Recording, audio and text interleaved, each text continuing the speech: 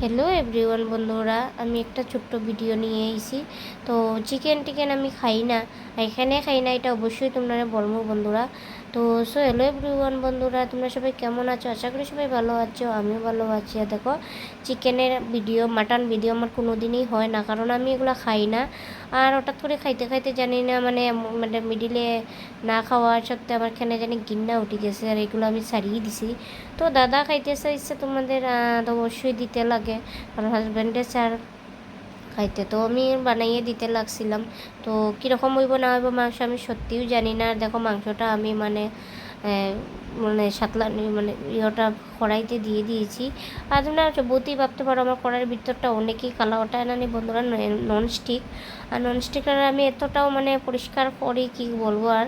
তো ওইটা ভিতরটা কালো থাকে, ননস্টিক তো তোমরা জানোই ভিতর কালো থাকে। তো আমি এটা পরিষ্কার করেই লিছি তুরা। তো কালারটা উঠি গেছে, আমি পরিষ্কার এত গোসাইতে থাকি।